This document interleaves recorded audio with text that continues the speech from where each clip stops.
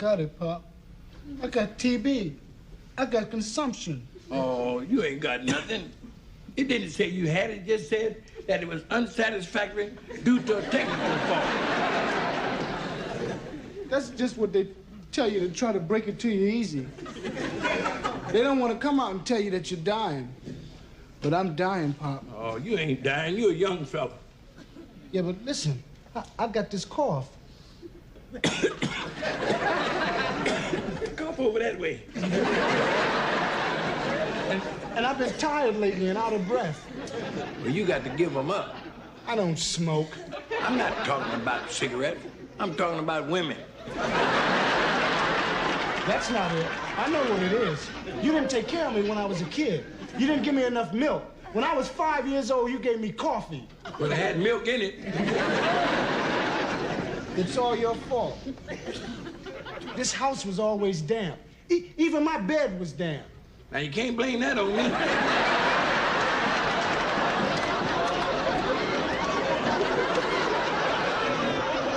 Say, Pop, I'm scared.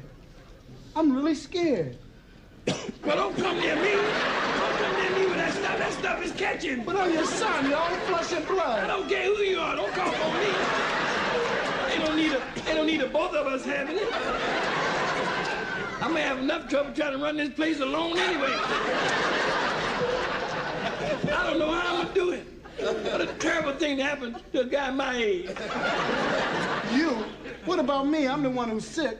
Well, I'm the one gonna have to be here all alone. And ain't nothing in the world sadder than an old black man sitting in the junkyard alone with no cigarettes. I don't believe you, Pop. Here I am, sick, dying with TB, and all you can think about is yourself. You're a cold, heartless old man. Where you going? I'm going back to bed. You just got up. Yeah, I know, but I feel kind of tired. I gotta get all the rest I can, Pop, now that I'm sick. Yeah, that's a good idea. Get you some rest.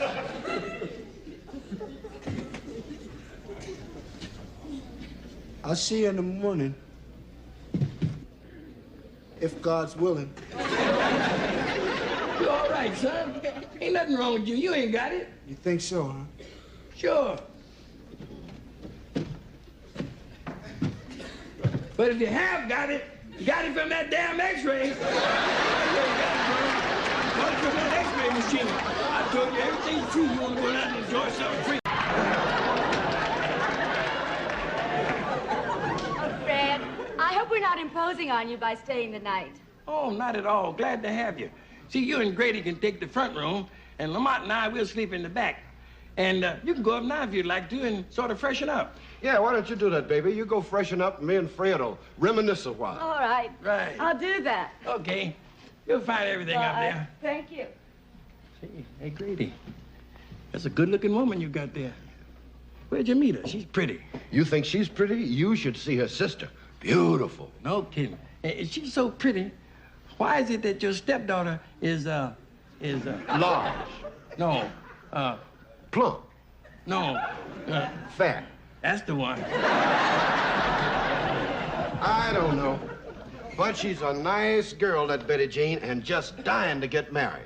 But it's a funny thing, though. She's very particular. See, she don't just take just anybody, because she's got so much to offer. Yeah, maybe that's what the problem is. She got too much to offer. No, I don't mean that. I mean, there's more to her than meets the eye. That can't be. No, I ain't just talking about her physique. I'm talking monetarily. See, the lucky man that marries her gets a $10,000 dowry. $10,000 free. You kidding? Cash money, the day after the wedding. See, her father left it to her when he passed, but he stipulated she don't get it till she gets married. $10,000. That's a lot of money. Yep.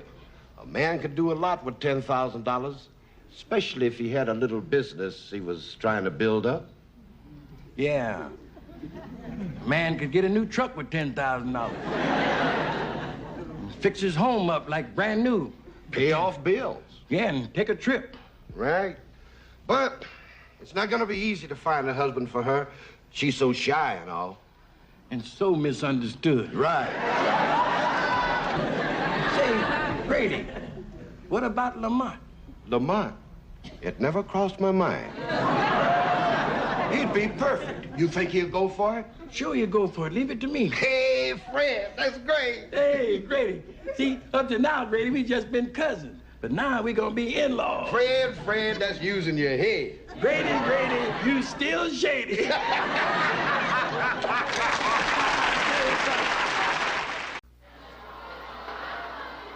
Fred, this reception is really bad today. Yeah, none of my glasses seem to work. I can't even see the picture with these. But I can see you all right, Bubba.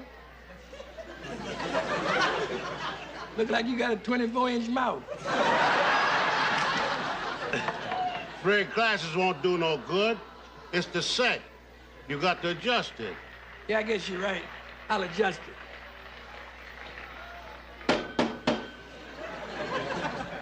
This TV just like my cousin TJ. Had to beat him to get him to go to work. Well, I give up. You know, I've asked Lamont for a long time now to get me cable TV. See, cable TV would clear that picture up. Well, why won't he get it for you? Because he's a cheap son of a... Hello, Lamont. We were just talking about you. Yeah, and I got a pretty good idea what you were talking about, too. Cable TV, and I don't want to discuss it. But, Lamont... No buts. You want cable TV so you can sit up here and watch them old Frankenstein movies. You ain't fooling nobody. Well, I'm telling you, Pop, your days of leisure are over. Now, I'm gonna turn over a new leaf, and so are you. What does that mean? It means we're gonna get some Ujima in this house starting today. Some who? Some Ujima. Bubba, you ever hear of Ujima? No, but I know Big Jima. Yeah, she's a stripper over there at that top of the store. Yeah. Would you two listen to me? Now, Ujima's a Swahili word, and it means collective work and responsibility. Now, it means that you're responsible for some of the work around here, and you're gonna start living up to your responsibilities as of now. Well, how do you say cable TV in Swahili? Do you get cable TV and I Ujima all over this place? Now, that's enough about cable TV. I gotta go to work. Odabo. What'd you say? I said Odabo. That's the Yoruba word for goodbye. Well, what's Aruba? You don't know nothing, do you? Now, the Yorubas are blacks, and there's over 10 million of them in the southwestern corner of Nigeria. They ghetto's almost bad as ours. It's a country, Pop. Well, why are you speaking all this Yoruba and Swahili? You have enough trouble with English. Say, is this Swahili anything like Pig Latin? It does sound a lot like it, don't it, Bubba? Swahili is nothing like Pig Latin. Talking to you and Bubba's like talking to two children. There's work to be done. Odabo. Good gay, I bay, day.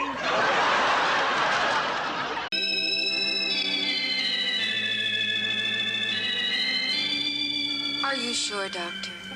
Yes, Lillian, quite sure. I just spoke to the hospital. Thank you for telling me. What will you do now? What I've always done. Smile through my tears. Oh, Lillian, Lillian, Lillian. Oh, Doctor, Doctor, Doctor. Oh, nose, nose, nose.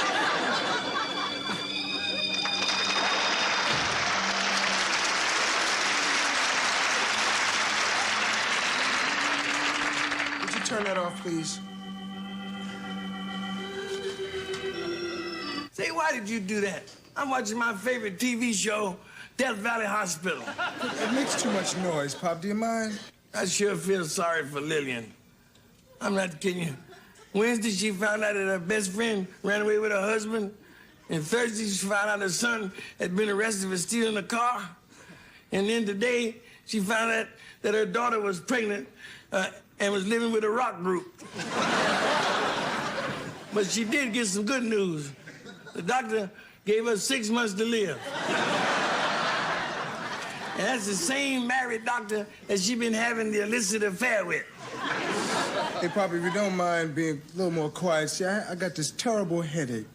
Okay, but I don't know why they call these soap operas, because they filthy.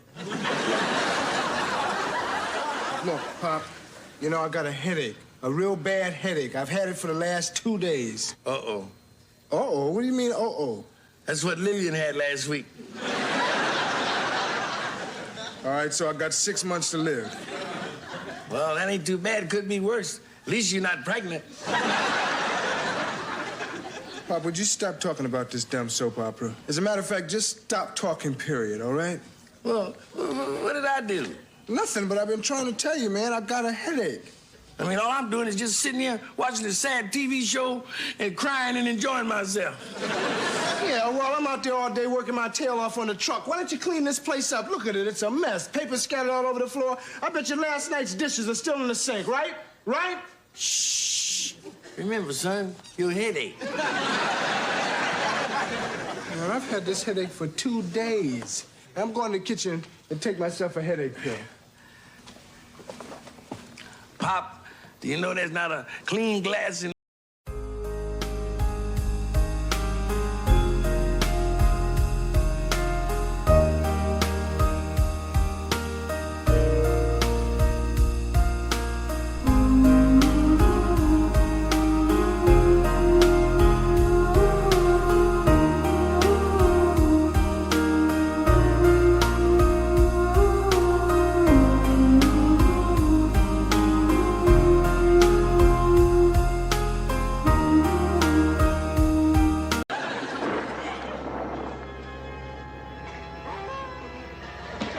Fred, could you stand still? I can't see the movie. And it's my very favorite one, too. The giant baboon who ate ragoon. At noon. Listen, Bubba. In June. With a spoon. And will you shut up soon?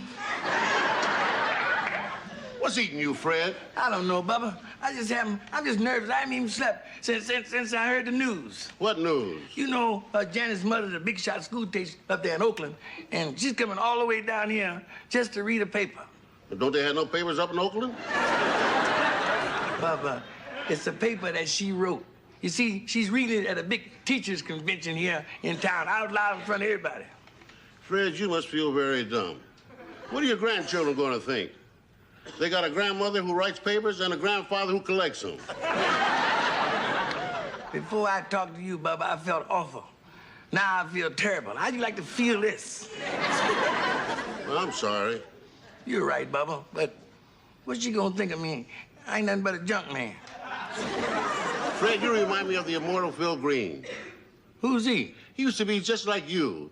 A nothing, a nobody, a useless empty shell of a man. Until he became world famous by pushing a waterbed from Los Angeles to Detroit. A feat that got him a place on the official Book of World Records. What's that got to do with me? Don't you see, Fred, if you could get your name in the official Book of World Records, it would be just as important as reading a paper at some teacher's conference. You think so? Sure. Maybe Janet's mother might even write a paper about you, Fred. I think you got something there. Yeah. No. There.